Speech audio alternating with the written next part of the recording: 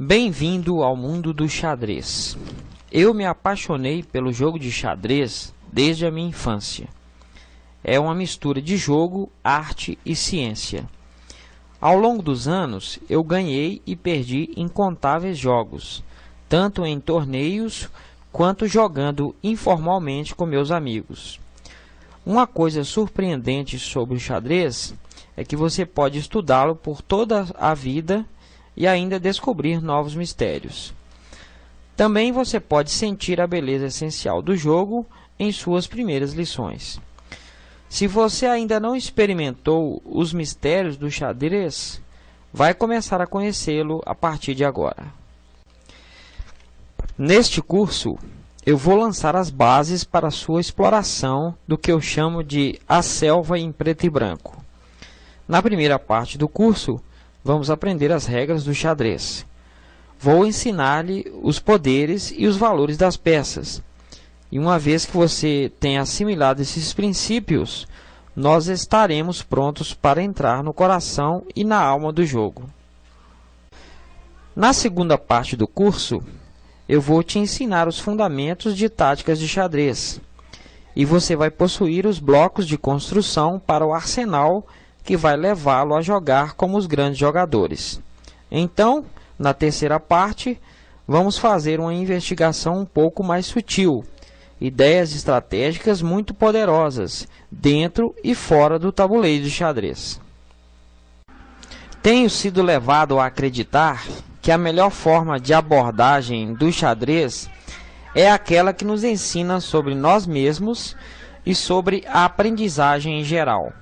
Eu recomendo que você mantenha os olhos abertos para os paralelos entre a vida e o xadrez. Eles estão lá fora esperando para serem descobertos. Ao longo do tempo, você vai interiorizar as lições desse curso e os princípios se tornarão parte de sua intuição.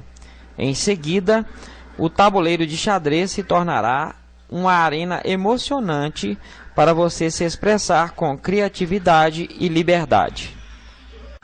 Antes de começarmos, eu gostaria de fazer algumas sugestões. Para você progredir através desse curso e além, por favor, lembre-se, o crescimento vem com a persistência. Este curso irá gradualmente esticar a sua mente. Então, não fique frustrado se você esquecer alguma coisa. Eu não posso dizer quantos problemas de xadrez me confundiram até que a resposta me ocorreu como uma revelação. Eu, às vezes, posso fazer uma pergunta que é um pouco mais complicada. Em geral, quanto mais esforço que um desafio exigir, mais você aprenderá. A ideia não é fazer tudo certo, mas fazer o melhor possível com o conhecimento que temos até agora. Se eu aprendi alguma coisa ao longo dos anos, é que o caminho para o domínio é o crescimento, não a perfeição. Assim, com esse espírito, bem-vindo à Selva em Preto e Branco.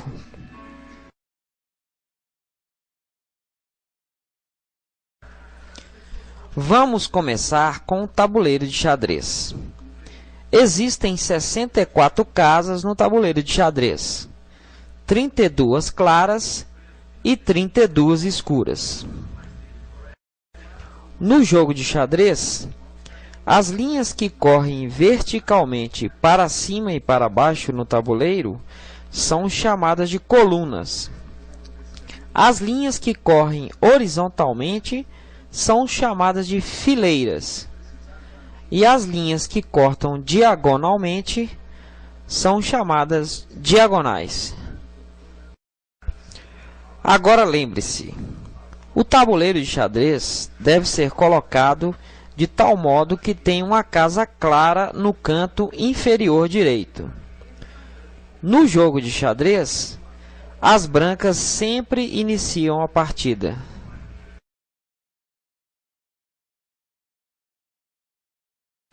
Agora vamos conhecer as peças de xadrez. Este é o rei.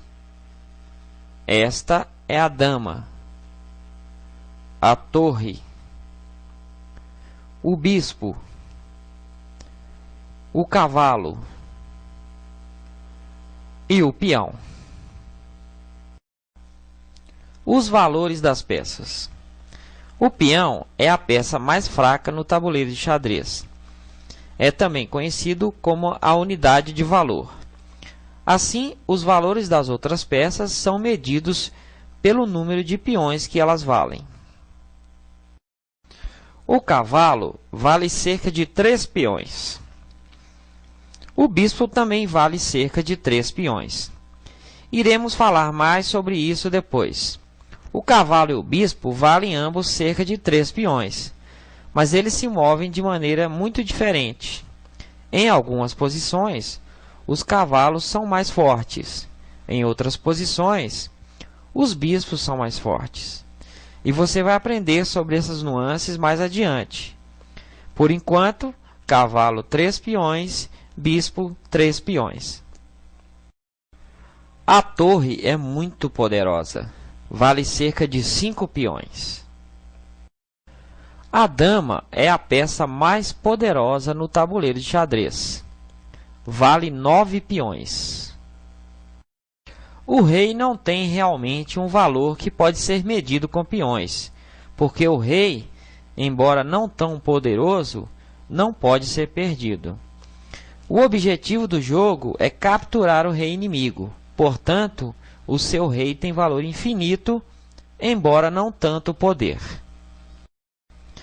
Agora que você já sabe os valores de todas as peças de xadrez, vamos aprender como colocá-las no tabuleiro no início da partida. Lembre-se, ambos os lados começam com a casa branca no canto inferior direito. Então, digamos que você está jogando com as brancas. As torres vão nos cantos. Ao lado delas, vêm os cavalos. Em seguida, os bispos. E, finalmente, a dama e o rei. Uma maneira fácil de saber em qual das casas devemos colocar o rei ou a dama é a seguinte. A dama sempre inicia o jogo na casa que tem a mesma cor que ela.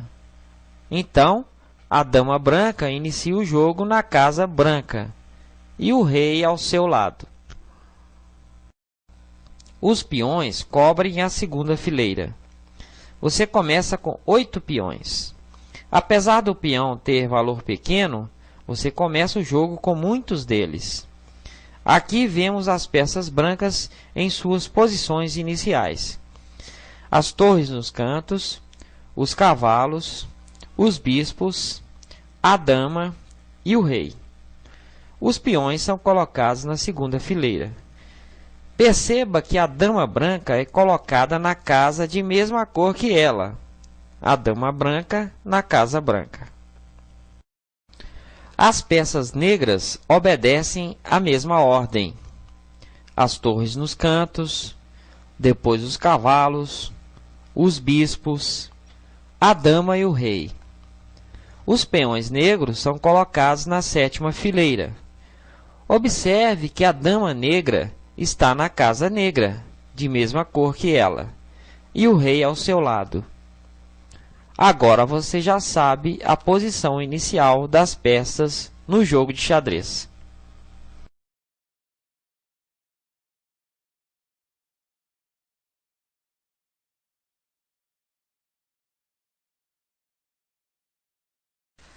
Acabamos de conhecer os valores de todas as peças de xadrez e como colocá-las em suas posições iniciais.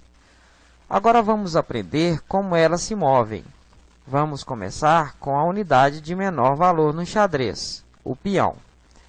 Individualmente, o peão é a menos poderosa de todas as peças do xadrez, mas há mais deles no tabuleiro do que qualquer outra peça.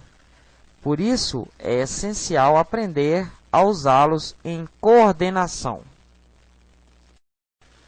O jogo começa com cada um dos lados possuindo 8 peões, todos alinhados nas fileiras 2 e 7, como você aprendeu. No início do jogo, a função primária do peão é tomar o controle do centro do tabuleiro e proteger o rei.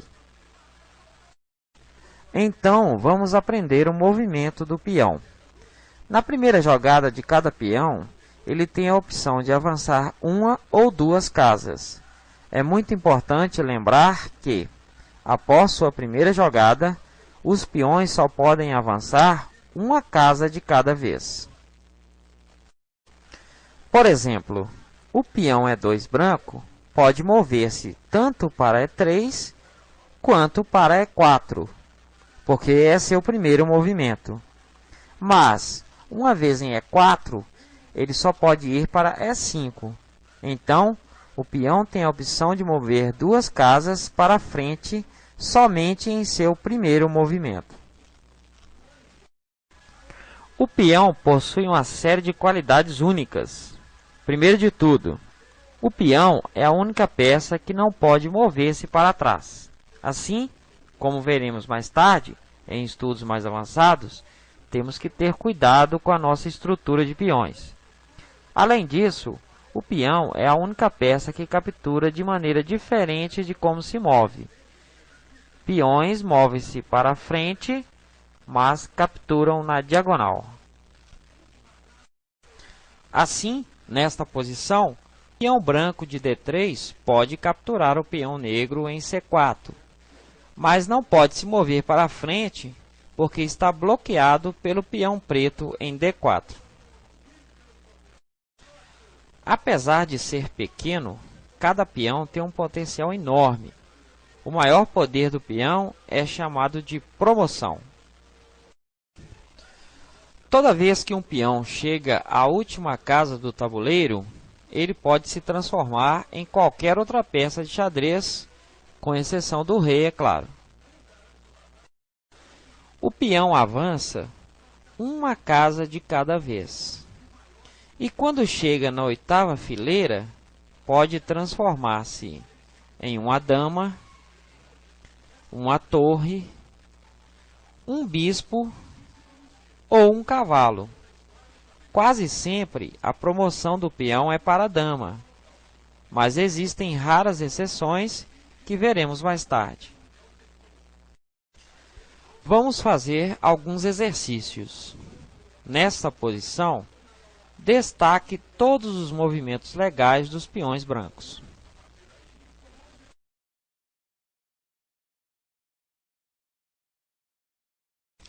O peão de B2 pode mover-se para B3 ou B4. O peão de D3 pode mover-se para D4. O peão de H2 pode mover-se para H3 ou H4.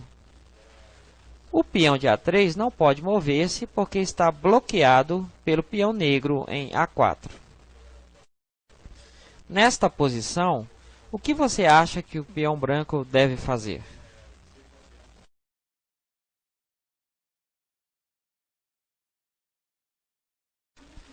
O peão branco deve capturar o peão negro em D6 e prosseguir para a promoção. Nesta posição, é a vez das brancas moverem. Qual é o melhor lance para elas?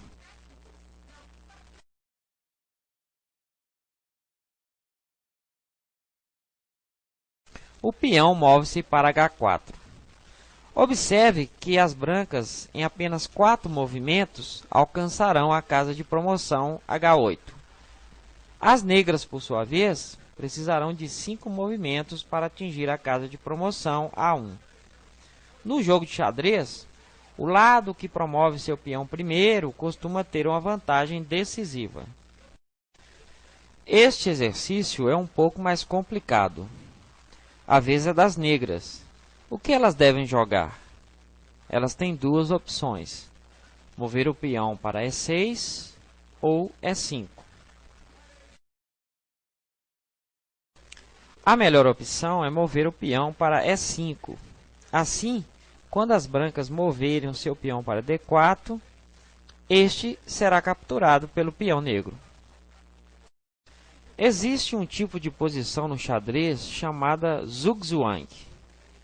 Isto significa que, se eu estou em zugzwang, qualquer movimento que eu fizer vai prejudicar a minha posição. Nesta posição, se for a vez das brancas, o único movimento legal é o movimento do peão para D4, que será logo capturado pelo peão negro. Você observou que o único movimento possível para as brancas provocou a perda de seu peão. Elas estavam em zugzwang. Voltando à posição, vemos que, se fosse a vez das negras, o único movimento possível para elas seria mover o peão para E4, que seria imediatamente capturado pelo peão branco. Vemos que tanto as negras quanto as brancas estão em zugzwang. Dê uma olhada nessa posição. É um pouco mais complicado. Digamos que você esteja jogando com as peças negras. As brancas têm duas opções, ou E3 ou E4.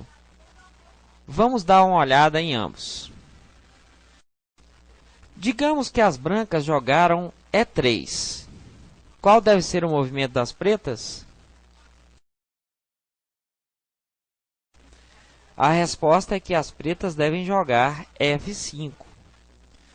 Com o peão em F5, as pretas atacam a casa E4, que é a única casa que o peão branco pode mover-se.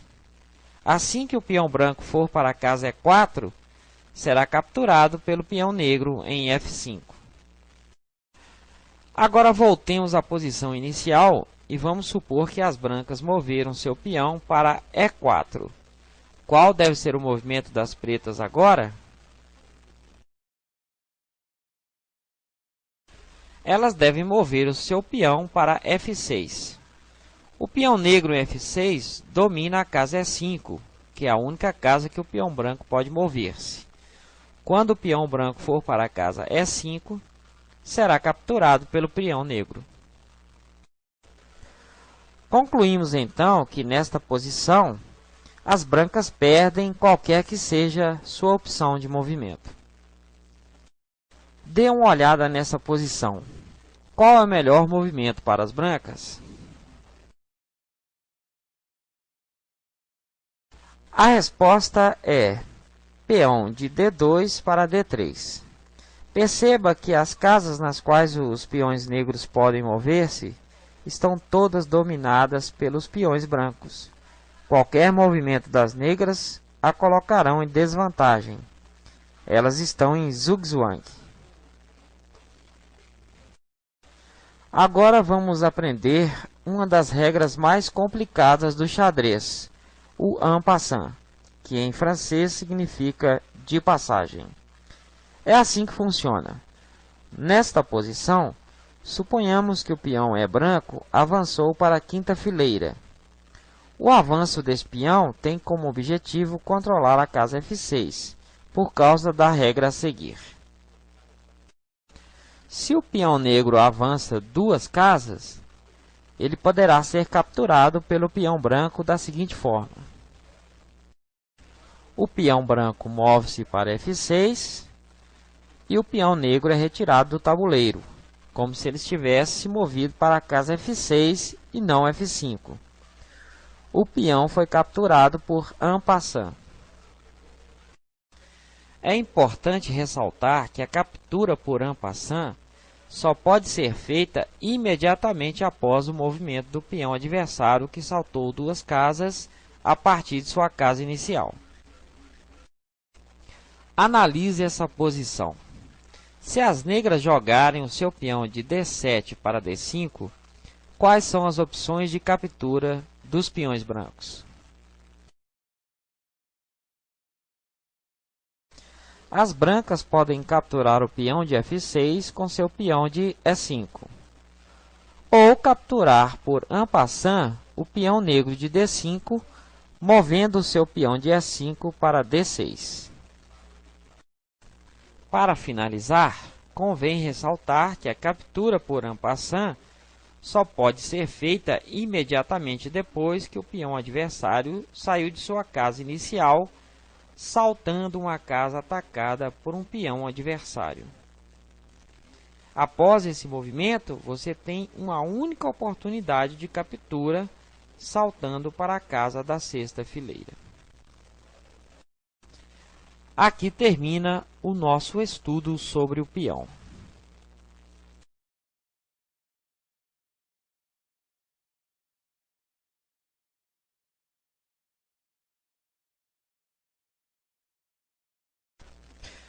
Agora vamos aprender sobre o rei. O rei é a peça mais valiosa do jogo de xadrez, porque se você perdê-lo, está tudo acabado.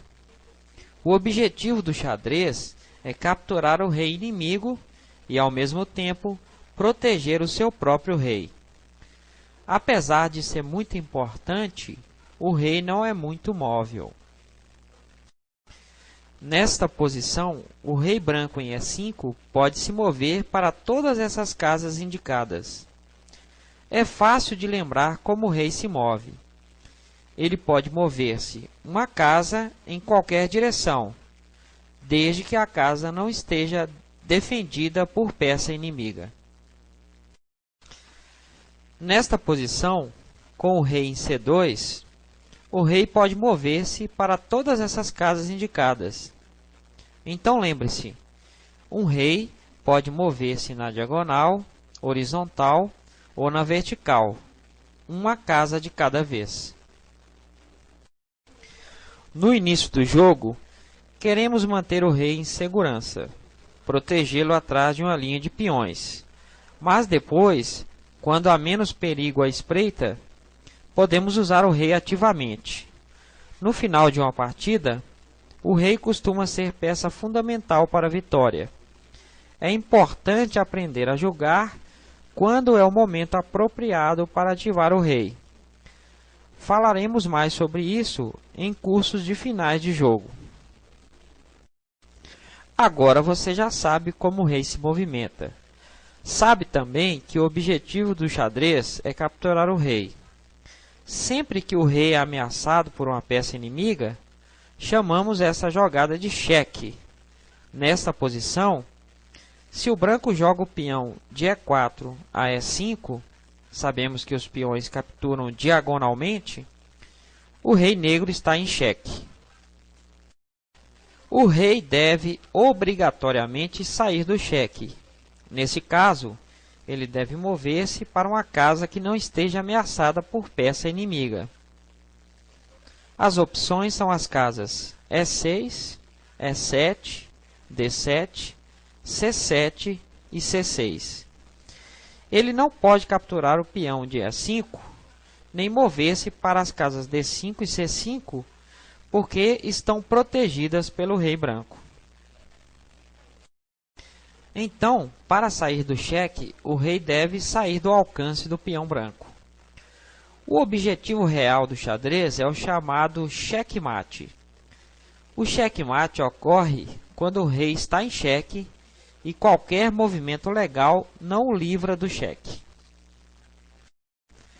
Nesta posição, se o peão branco for para E7, o rei negro é atacado, ou seja, está em xeque. E nenhum movimento das negras livrará o seu rei do xeque. O rei negro não pode capturar os peões brancos em D7 e E7, nem mover-se para a casa C7, porque essas casas são protegidas pelo rei branco. O rei negro também não pode mover-se para as casas E8 e C8, porque essas casas são atacadas pelo peão branco de D7. Então, as brancas deram xeque-mate nas negras. Nem todas as partidas de xadrez terminam com xeque-mate. Nesta posição, é a vez das negras. Quais são as opções de movimento válidas para o rei negro? Elas não podem capturar o peão branco em D7, nem mover-se para as casas C7 e E7, porque essas casas são atacadas pelo rei branco. Não podem mover-se para as casas C8 ou E8, porque essas casas são atacadas pelo peão branco. E também não estão em xeque, ou seja, não existe nenhum movimento válido para as peças negras. O jogo está empatado. dizemos que houve um empate por afogamento do rei. Então, quando movemos uma peça atacando o rei, dizemos que ele está em xeque. O rei pode livrar-se do xeque movendo-se para uma casa que não esteja atacada por peça inimiga. Se ao movermos uma peça, colocamos o rei inimigo em xeque e ele não puder se livrar dessa ameaça, dizemos que é xeque-mate. Quando o rei não está em xeque e não houver nenhum movimento válido, o jogo está empatado. Nesta posição, quais são as casas nas quais o rei branco pode mover-se? Lembre-se, o rei não pode mover-se para casas que estejam atacadas por peças adversárias.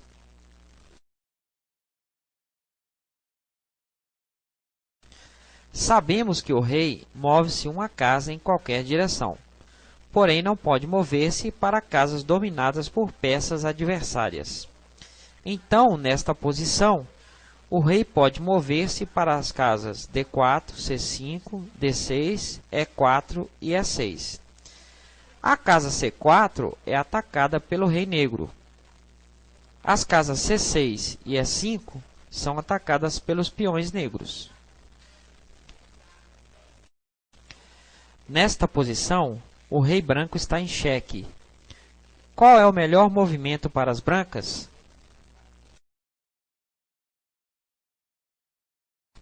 O rei captura o peão de D4.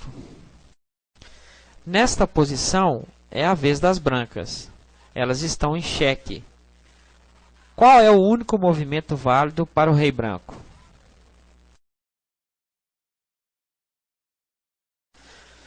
Observe que o rei não pode mover-se para as casas D2, D3, E4, F3 e F2, porque essas casas são atacadas por peças negras.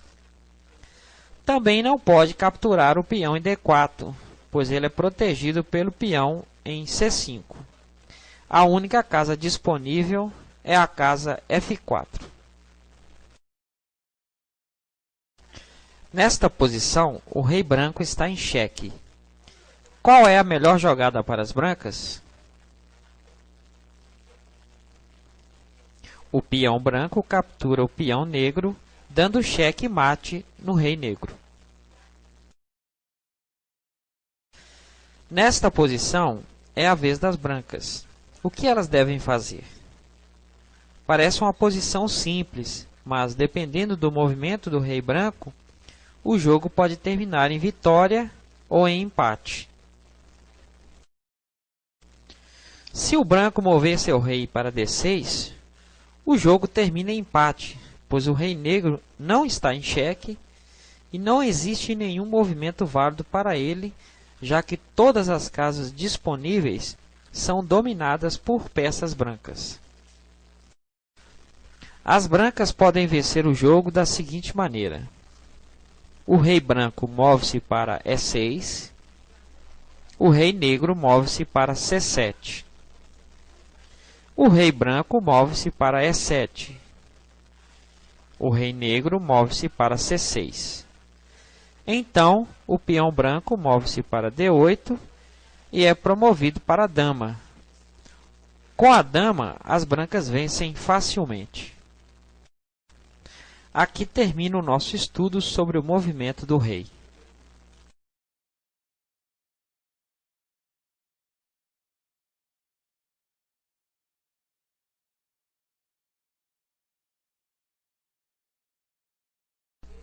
A torre é uma peça muito poderosa, no valor de 5 peões. Nesta posição, a torre em E5 pode mover-se para todas essas casas. A torre pode mover-se verticalmente e horizontalmente quantas casas quiser, desde que não exista nenhuma peça em seu caminho. Se nesta posição houvesse um peão em C5, este peão limitaria o movimento da torre colocada em E5. Então, somente as casas destacadas estariam disponíveis para o movimento da torre. A torre é uma peça de longo alcance. Como não pode saltar sobre as outras peças, tem maior poder em linhas abertas.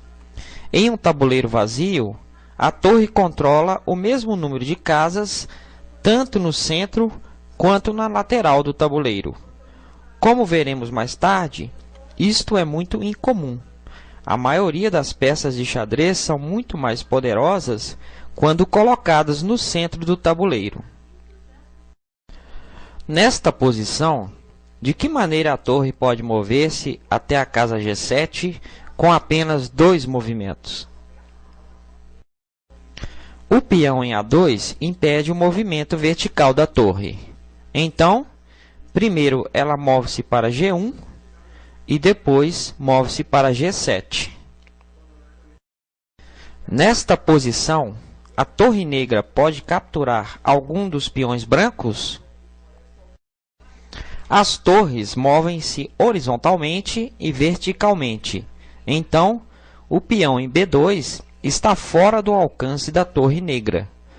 No entanto, o peão de H6 pode ser capturado. Como você sabe, o rei é a peça mais importante em seu exército de xadrez. Para não perder o jogo, você deve proteger o seu rei. Porque é tão importante, há um movimento especial chamado roque, que você pode usar para colocar o seu rei em um lugar seguro. O roque é o único movimento no xadrez em que você tem permissão para mover 2 de suas peças, um rei e uma torre, em um só movimento. Existem 2 tipos de roque, o roque pequeno e o roque grande. O roque pequeno ocorre com o rei e a torre da coluna H, a torre da ala do rei. O roque grande ocorre com o rei e a torre da coluna A torre da ala da dama. O roque pequeno é feito da seguinte forma. O rei move-se 2 casas na direção da torre e a torre move-se na direção do rei, ficando ao seu lado. O roque grande é feito da seguinte forma. O rei move-se 2 casas na direção da torre e a torre move-se na direção do rei, ficando ao seu lado. Durante o jogo, o roque move o rei para longe do centro do tabuleiro, onde fica mais vulnerável a ataques de peças adversárias. Observe como os reis ficaram muito mais protegidos depois do roque. Aconselhamos a fazer o roque o mais rápido possível, tanto para proteger o rei, quanto para dar jogo à torre. Há 4 regras importantes que governam o roque. Regra número 1. O rei e a torre devem estar em suas casas iniciais e não podem ter se movido. Por exemplo, se a torre sair de sua casa inicial e voltar, o rei não poderá rocar deste lado, porque a torre já foi movida anteriormente. Regra número 2. Todas as casas entre a torre e o rei devem estar desocupadas. Neste diagrama, o rei branco não pode fazer o roque grande, porque existe um cavalo entre a torre da coluna A e o rei. Entretanto, pode fazer o roque pequeno, já que nem a torre nem o rei moveram-se e não existe nenhuma peça entre eles. Regra número 3. O rei não pode estar em xeque. Nessa posição, parece que o rei branco pode rocar em ambos os lados, já que nem ele nem as torres se moveram e não existe nenhuma peça entre eles. No entanto, o rei branco está em xeque, provocado pelo peão negro em D2. Então, ele não pode rocar. Regra número 4. As casas por onde o rei passa ao rocar não podem estar atacadas por peças adversárias. Nesta posição, as casas entre o rei e a torre da coluna H estão desocupadas. Porém, a casa F1, sobre a qual o rei passaria ao rocar, está atacada pela torre negra em F5. O rei não pode rocar por este lado. Entretanto, pode fazer o roque grande do outro lado. Agora que você já sabe como a torre se move, vamos dar uma olhada em alguns exemplos de como dar checkmate usando a torre. Nesta posição, as brancas dão checkmate em apenas um lance. Você pode dizer qual é?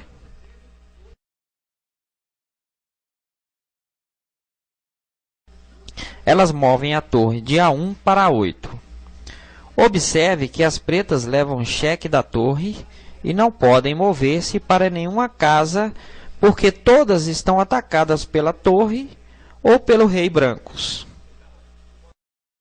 Nesta outra posição, as brancas dão mate também em apenas um lance. Qual é este lance?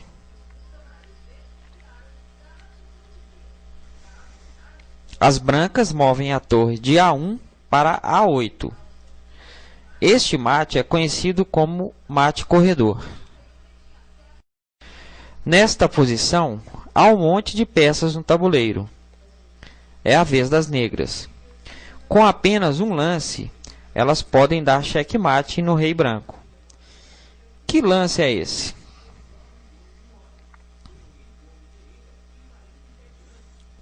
A torre de A8 vai para A1, checkmate. Mais uma vez, o mate corredor. Observe essa posição. As brancas dão checkmate em apenas um lance. Você pode dizer qual é? Pense bem.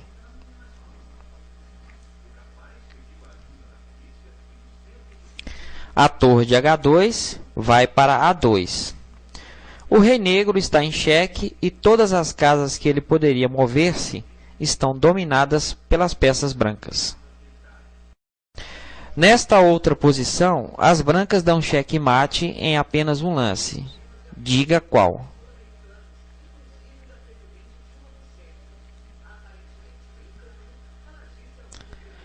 A torre de A8 toma a torre de A4. Novamente, o rei negro está em xeque e todas as casas disponíveis para ele estão dominadas por peças adversárias. Checkmate. Vamos ver mais uma posição. As brancas dão checkmate em apenas um movimento.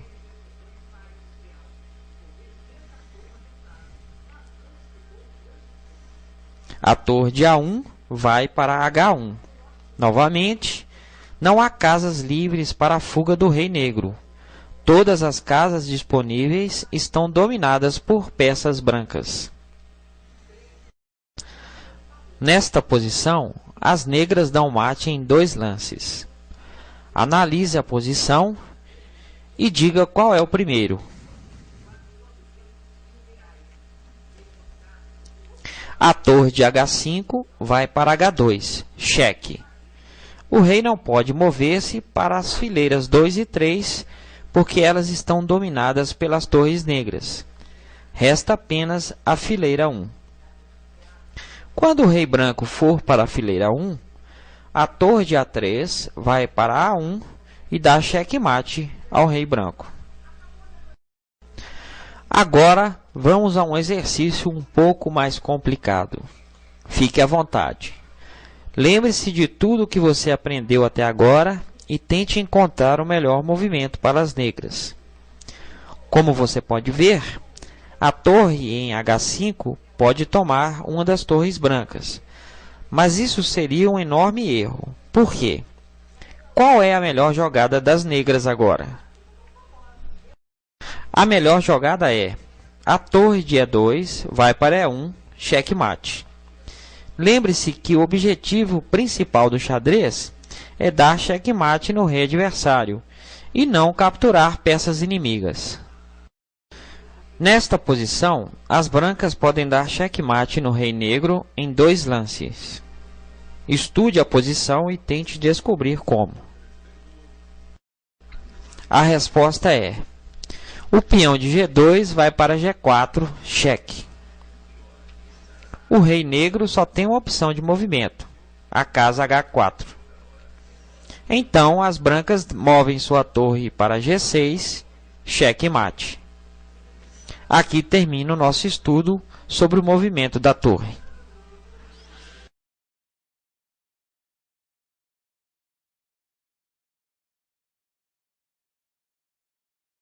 Agora estamos prontos para aprender sobre uma peça que atua a grande distância, o bispo. O bispo pode mover-se quantas casas quiser nas diagonais em que se encontram, desde que não existam peças em seu caminho. Assim, nessa posição, o bispo pode mover-se para qualquer dessas casas destacadas. A principal desvantagem de um bispo é que ele só pode mover-se em casas da mesma cor em que está. Então, um bispo que começa na casa clara só pode mover-se nas 32 casas claras do tabuleiro. Ele é o chamado bispo de casas claras. O outro bispo pode mover-se apenas nas 32 casas escuras do tabuleiro. Ele é chamado de bispo de casas escuras. Assim, enquanto um bispo pode ir muito longe com um movimento, é relegado a apenas metade das casas do tabuleiro de xadrez. É por isso que o bispo vale apenas 3 peões.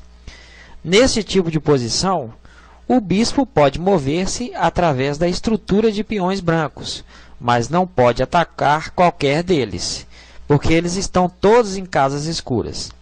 Podemos então ver as vantagens e desvantagens dos bispos.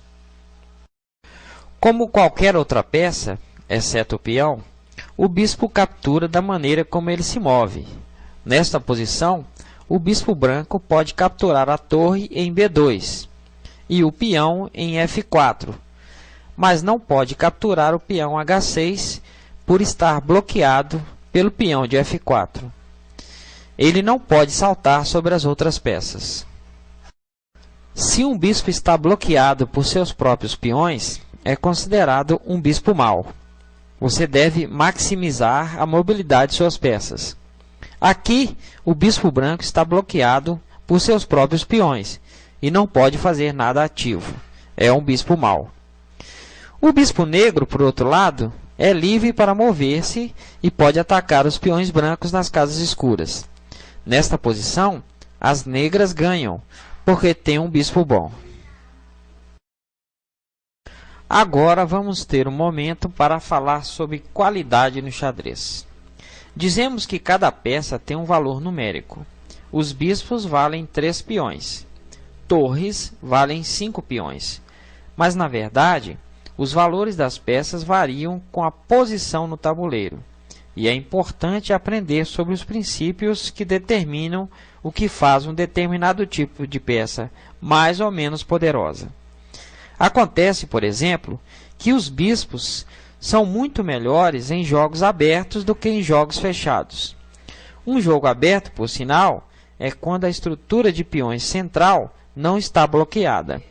Nesta posição, os peões estão abertos e os bispos podem mover-se livremente.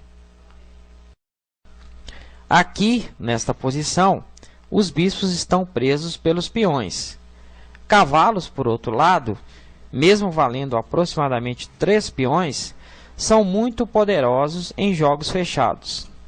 Vamos aprender sobre os cavalos em breve, mas por agora, basta lembrar que os cavalos são as únicas peças que podem saltar sobre as outras peças.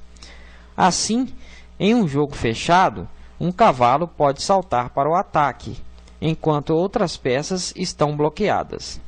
Então, se você tem um bispo contra um cavalo, procure abrir o jogo.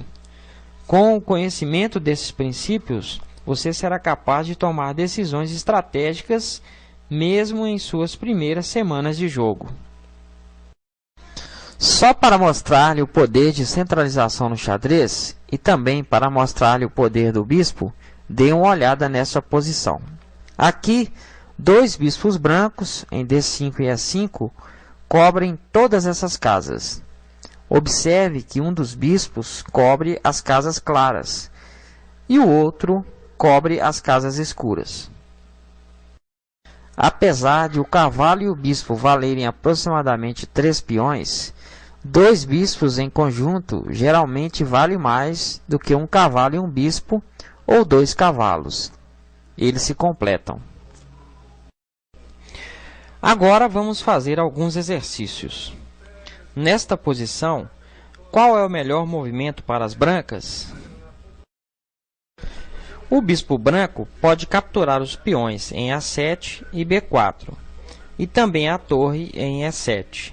Porém, existe um lance ainda melhor. Se o bispo for para D4, as brancas dão xeque-mate no rei negro. Observe que todas as casas disponíveis para o rei negro estão atacadas por peças brancas. Aqui, as brancas têm 2 bispos contra uma torre das negras. Qual é o melhor lance para elas? Observe que a torre negra ataca o bispo branco em H2. A resposta é: o bispo de H2 vai para F4, cheque. O rei negro vai para B1. O bispo de F3 vai para E4, cheque. O rei negro vai para A1. O bispo de F4 vai para E5, cheque-mate. Observe que o bispo em E5 também ataca a torre em H8. Observe essa posição. Com apenas um lance, as brancas dão xeque-mate. O que elas devem fazer? A torre de H2 vai para H8. Observe que o rei negro não pode mover-se para F8 nem H7, por causa da torre em H8. E não pode mover-se para G7 ou tomar a torre em H8, por causa do bispo branco em B2. Nesta posição, é a vez das brancas. Qual é a melhor jogada para elas? Você poderia estar pensando em capturar a torre de F5. É uma boa jogada, mas existe uma jogada ainda melhor. Se a torre de F6 for para B6, as brancas dão xeque-mate nas negras. Perceba que o rei não pode mover-se para nenhuma casa disponível, nem capturar as torres brancas, porque estão protegidas pelo bispo em G1 e o rei em B3. Mais uma vez, nessa posição, é a vez das brancas. Qual será a melhor jogada para elas?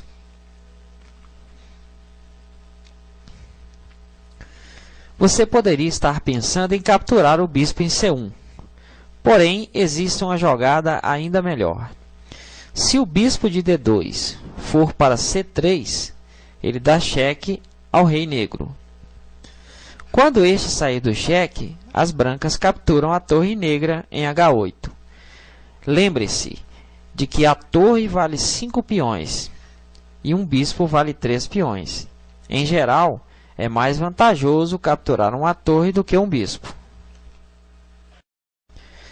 Para finalizar, analise essa posição e encontre a melhor jogada para as brancas. A resposta é: o bispo de F2 captura o peão de C5, cheque. Observe que o bispo ataca o rei e a torre simultaneamente. Essa jogada é chamada de garfo. É quando uma peça ataca 2 peças adversárias ao mesmo tempo. Quando o rei se esquivar do cheque, o bispo captura a torre. Aqui termina o nosso estudo sobre o bispo.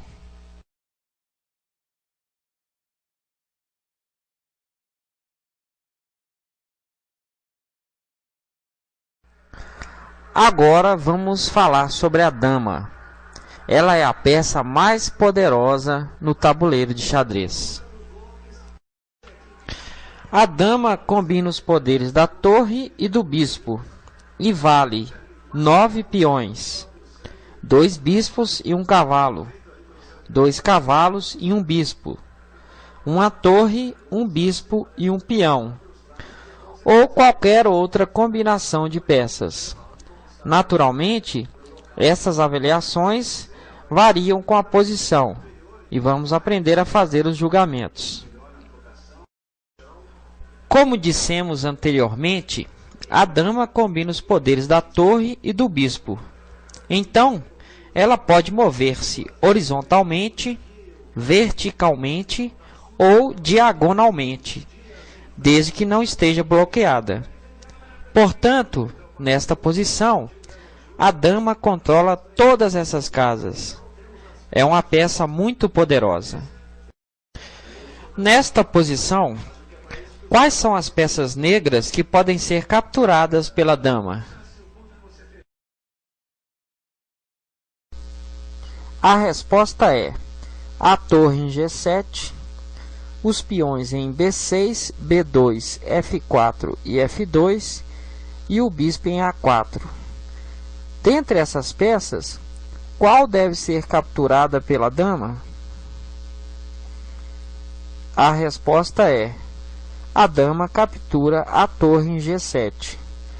O peão vale 1, o bispo vale 3 e a torre vale 5. Portanto, a torre é a peça mais valiosa. Ela deve ser capturada. Nesta posição, as brancas dão checkmate em apenas um movimento. Você pode dizer qual é?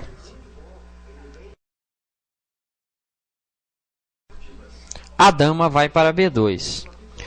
Observe que a dama branca ataca o rei negro em B1 e controla as casas A1, A2, C1 e C2, impedindo sua fuga.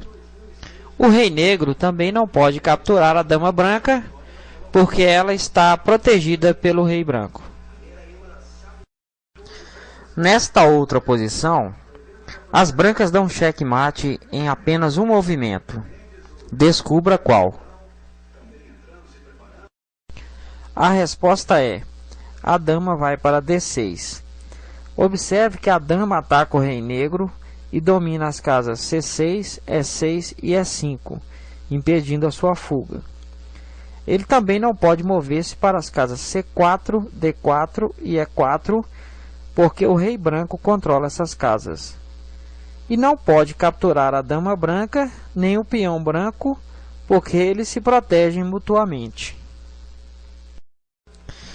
Nesta outra posição, você consegue ver o lance vencedor das brancas?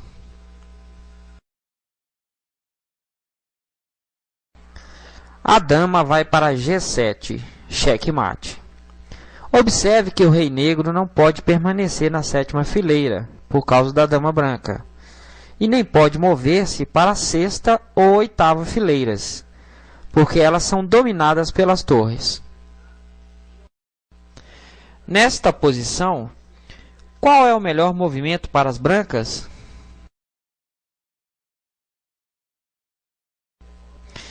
A dama vai para D5. A dama dá cheque ao rei negro e ao mesmo tempo ataca também a torre.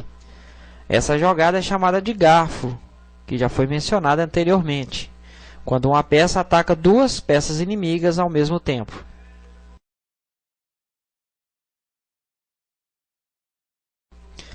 Nesta posição, as brancas dão checkmate em um lance. Essa é um pouco mais complicada. Pode demorar um pouco. Analise a posição e tente descobrir a resposta. O peão vai para A8 e é promovido para a dama. Todas as casas nas quais o rei negro pode mover-se estão dominadas pelas peças brancas. Então é checkmate. Mais uma posição. Novamente, as brancas dão mate em um movimento. Qual seria? O rei vai para G6. Ao se movimentar, o rei permite um cheque descoberto da dama branca. Observe que o rei negro não pode se mover porque as casas G7 e G8 são dominadas pelo rei e o peão brancos, respectivamente. O ataque descoberto acontece quando você movimenta uma peça abrindo o ataque de outra peça. Nessa posição, a dama branca em B3 tem seu ataque sobre o rei negro bloqueado pela torre branca em D5. Quando movemos a torre branca, permitimos que a dama ataque o rei negro. Se a torre branca fosse para D8, podemos observar que o rei negro estaria sob ataque de duas peças, a torre e a dama. Essa jogada é chamada de cheque duplo. É uma jogada muito poderosa. Em cursos mais avançados, estudaremos mais o ataque duplo, o ataque descoberto e o cheque duplo. Agora, mencionamos essas jogadas para que você se acostume com esses termos. Aqui está outro exemplo de ataque descoberto. O peão branco pode passar de D5 para D6, dando um cheque descoberto no rei negro com o bispo em G2. Existem inúmeras formas de ataque descoberto que veremos mais tarde. Qual é a melhor jogada para as brancas nesta posição? Uma dica: é um ataque descoberto. A torre move-se para D5, permitindo o cheque descoberto da dama branca em A1, e ao mesmo tempo o ataque à dama negra. Para se livrar do ataque da dama, o rei negro pode mover-se para as casas F8 e G8, ou mover o seu peão de F7 para F6. Em seguida, a dama negra é capturada. Observe que, se ao invés do lance anterior, as brancas jogassem torre captura B4, as negras poderiam bloquear o ataque da dama, movendo a sua própria dama para E5. Aqui termina o nosso estudo sobre a dama.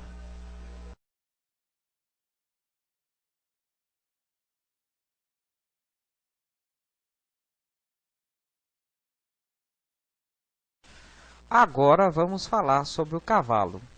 O cavalo é a única peça do xadrez que pode saltar sobre as outras peças, mas não pode ir muito longe em seu salto. Seu movimento tem a forma da letra L, duas casas numa direção e uma casa em outra. Portanto, se o cavalo está aqui em D5, ele pode mover-se para as casas indicadas. Observe que o caminho tomado pelo cavalo ao se mover tem a forma da letra L. É também interessante notar que o cavalo sempre se move de uma casa clara para uma casa escura e vice-versa. Por causa de seu estilo contraintuitivo, por vezes o movimento do cavalo pode ser confuso. Uma coisa que você deve notar é que o cavalo na casa D5 precisa de 4 movimentos para chegar a B7 ou F7.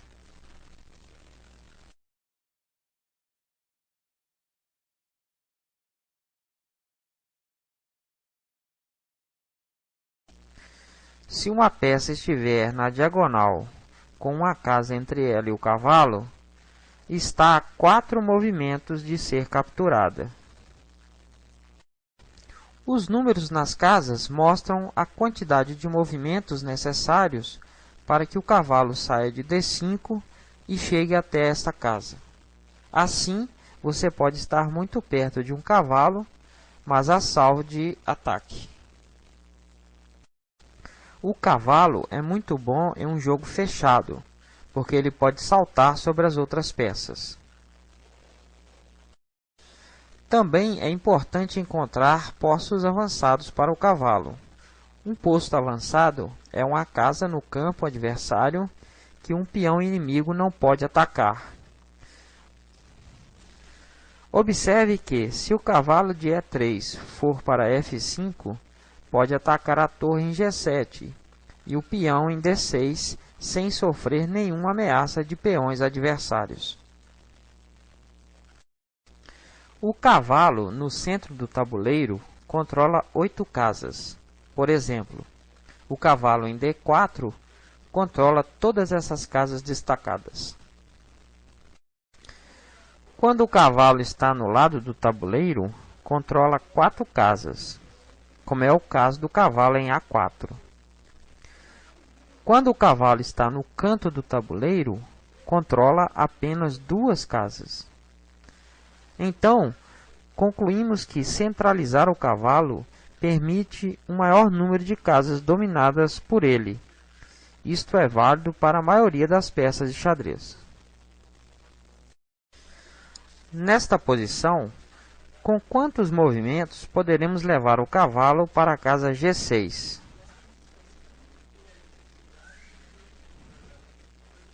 A resposta é 3 movimentos.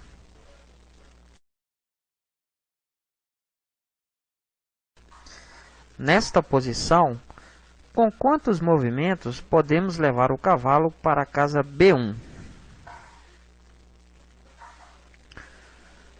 Como a casa B1 está na diagonal do cavalo, com uma casa separando os dois, o cavalo levará 4 movimentos para chegar a B1.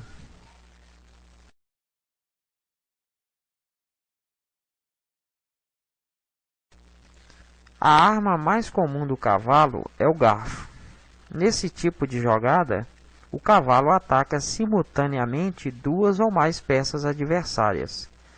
Nesta posição, qual movimento o cavalo deve fazer para dar esse golpe tático?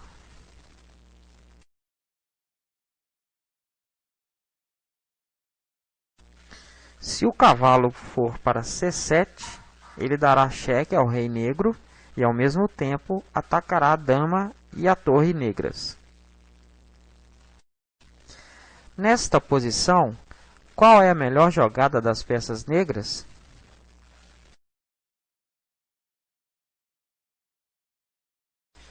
Observe que o cavalo tem 2 opções de garfo. Pode ir a E3, dando cheque ao rei adversário e atacando simultaneamente a torre em G2. Ou 2, pode ir para B4, dando cheque ao rei adversário e atacando a dama branca. A segunda opção é a melhor jogada. Quando o rei sair do cheque, o cavalo captura a dama branca. Lembre-se que a dama vale 9 peões e a torre 5 peões. Nesta posição, as brancas podem combinar o bispo e o cavalo para dar checkmate ao rei negro em 2 movimentos. Você sabe dizer como? O cavalo vai para H6, cheque. O rei vai para H8. Então o bispo vai para C3, checkmate. Vamos nos lembrar agora do ataque descoberto. Observe que se movermos o cavalo da casa F7, o rei será atacado pela dama branca em C4. É um ataque descoberto. Como as brancas podem aproveitar este golpe tático e capturar uma peça adversária?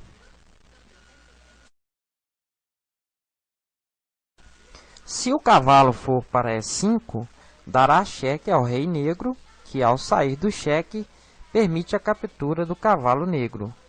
Porém, há uma jogada ainda melhor. Se o cavalo for para G5, dará cheque ao rei negro, que ao sair do cheque, permite a captura da dama negra, possibilitando um maior ganho por parte das peças brancas. Uma dama vale 9 peões e um cavalo 3 peões. Nesta posição, as brancas dão checkmate em um lance. Você pode dizer qual? A dama vai para G7. O rei não pode mover-se para nenhuma casa disponível, porque elas estão atacadas pela dama branca. E não pode capturar a dama branca, porque ela está protegida pelo cavalo em G5. Como regra geral, a dama e o cavalo são um pouco mais fortes do que a dama e o bispo, porque o bispo e a dama têm movimentos parecidos. Por outro lado, O cavalo e a dama têm movimentos que se complementam e, quando combinados, constituem uma arma muito poderosa. Aqui termina o nosso estudo sobre os cavalos.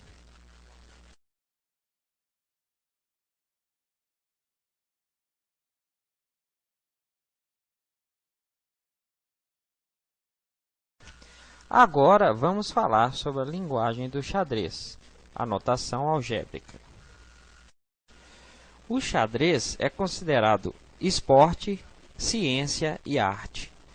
Por ser esporte, requer prática. Por ser ciência, requer estudo. E a boa aplicação desse conhecimento nas partidas o transforma em arte. O estudo do xadrez é feito através da análise das partidas dos mestres e de suas próprias partidas. Inúmeros livros já foram escritos sobre o jogo de xadrez. O xadrez é o esporte que tem o maior número de livros escritos sobre ele. As partidas de xadrez são registradas usando uma linguagem própria denominada notação algébrica, usada atualmente. Antigamente, usava-se a notação descritiva, que entrou em desuso, dando lugar à notação algébrica. Aprenderemos nesta aula tudo sobre a notação algébrica. Então, vamos lá. O tabuleiro de xadrez é composto de 64 casas, distribuídas em 8 fileiras e 8 colunas. As fileiras são numeradas de 1 a 8, e as colunas são nomeadas pelas letras de A a H. Cada casa pode ser então identificada pela coluna e pela linha em que se encontra. Por exemplo, esta é a casa E4. Esta é a casa H1. E esta é a casa F7. Para exercitar, você poderia localizar a casa B6? E a casa H4? E a casa C2?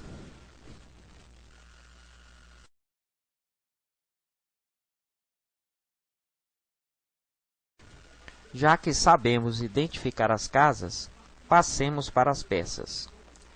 Cada peça de xadrez tem uma letra maiúscula que a identifica. Normalmente, é a primeira letra do seu nome. Então, a torre é representada pela letra T. O cavalo é representado pela letra C. O bispo pela letra B. A dama pela letra D. O rei pela letra R. O peão tem o nome da casa em que ocupa. Vamos simular uma partida de xadrez e ver como é feita a anotação. Suponha que as brancas moveram seu peão da casa E2 para a casa E4. Para anotar esse lance, procedemos da seguinte forma: 1.E4. O número 1 representa o lance, o primeiro no caso. E E4 significa que o peão foi para a casa E4. Suponha que as negras responderam movendo seu peão de E7 para E5. Então, escrevemos ao lado da anotação do movimento das brancas, 1E4, o movimento das negras, E5. Suponha agora que as brancas moveram seu cavalo para F3. Então, escrevemos 2C, F3. O C representa o cavalo e F3 a casa para onde ele foi. Em seguida, as negras jogaram seu cavalo para C6. Então, escrevemos ao lado do movimento das brancas, 2, cavalo F3, C, C6. O C de cavalo e C6 a casa para onde ele foi. Suponha agora que as brancas moveram seu bispo para C4. Escrevemos 3.B, C4. 3 porque é o terceiro lance. B representa o bispo. E C4 é a casa para onde ele foi. O terceiro movimento das negras foi mover o seu peão de D7 para D6. Então, escrevemos D6. Suponha agora que as brancas façam um roque pequeno no seu quarto movimento. Então, escrevemos 4.O''O'. 4 por ser o quarto lance. O''O' representa o roque pequeno. Então, as negras jogaram seu bispo de casas brancas para G4. Escrevemos BG4 ao lado do movimento das brancas. Observe que o cavalo não pode sair da casa F3, porque possibilitaria a captura da dama branca pelo bispo em G4. Dizemos que o cavalo está cravado. As brancas jogam então 5D3. As negras jogam sua dama para E7. Escrevemos DE7. As brancas jogam seu outro cavalo para C3. 6, C3. As negras fazem então o roque grande. No quarto lance, as brancas fizeram um roque pequeno, que escrevemos O''O'. O roque grande é representado por O''O''. Até agora, não houve captura de peças. Vamos ver como representaram a captura.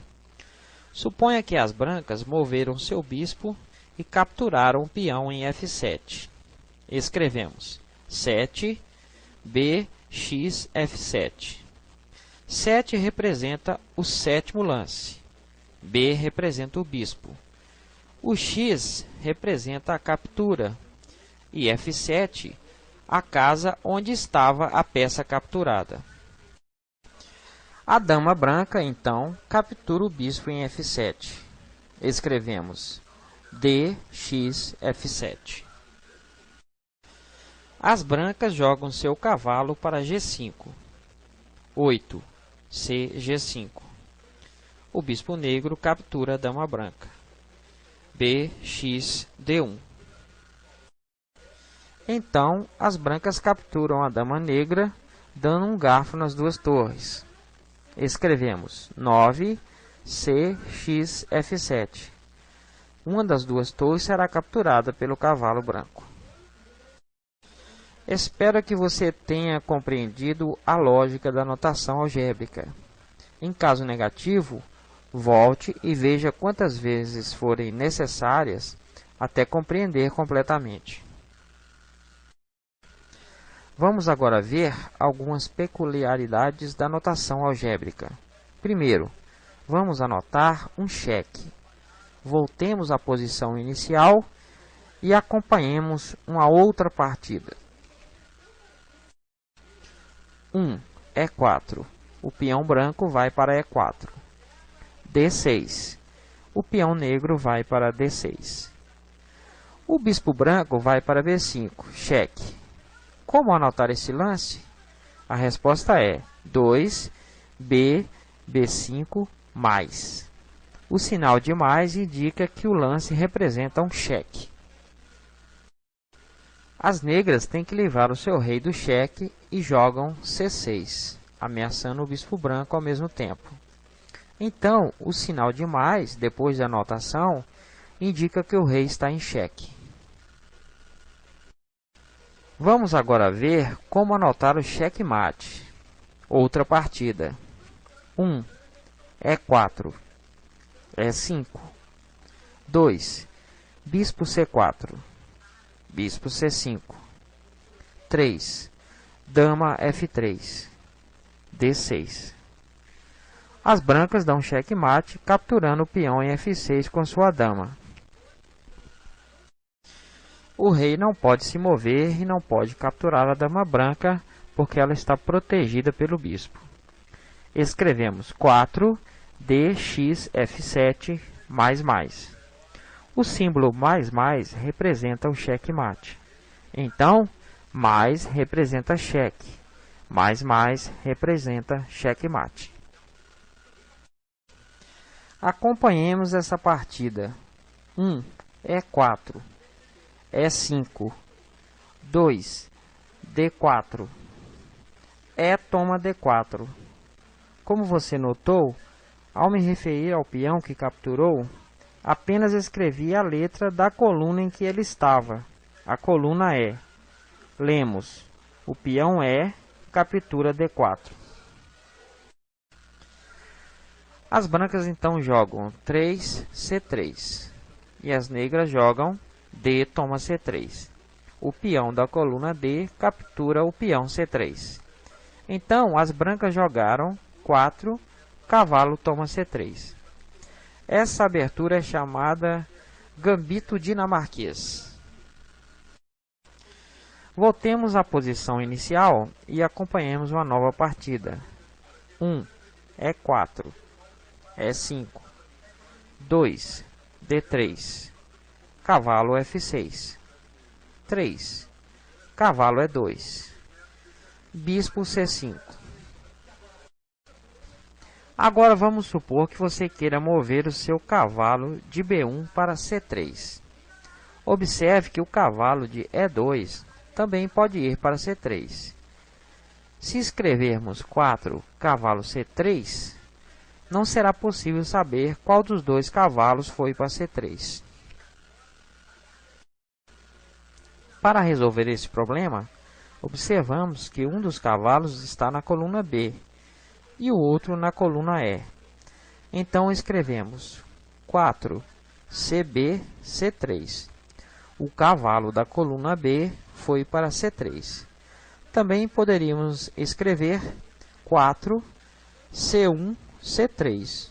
O cavalo da fileira 1 foi para C3, já que o outro cavalo está na fileira 2. Isso também pode acontecer com a torre. Suponha que nesta posição seja a vez das brancas, e elas, em seu 10º lance, desejam mover a sua torre de A1 para D1. Observe que a torre de F1 também pode ir para D1. Como especificar na notação que a torre de D1 é que se moveu? Escrevemos 10, TA, D1. A torre da coluna A vai para D1. A outra torre está na coluna F. Observe que não podemos diferenciá-las pelas fileiras, pois ambas estão na fileira 1. Falta apenas dizer como anotar a promoção de um peão. Nesta posição, suponha que no 40º lance, as brancas moveram seu peão para E8, promovendo-o para a dama. Como anotar este movimento? 40. E8 igual a dama, cheque. Usamos o sinal de igual para especificar a peça da promoção. Observe que ao promover a dama, as brancas dão cheque ao rei negro, que está indicado pelo sinal de mais. Para finalizar, acompanhemos essa partida. 1, E4, E5, 2, cavalo F3, cavalo C6, 3, bispo C4, cavalo F6, 4, cavalo C3, cavalo A5, 5, cavalo toma E5, cavalo toma E4, 6, D3, cavalo C5, 7, bispo toma F7, cheque, rei E7, 8, bispo G5, cheque, rei D6, 9, cavalo B5, cheque, rei toma E5, 10, F4, cheque, rei F5, 11, cavalo D4, cheque mate.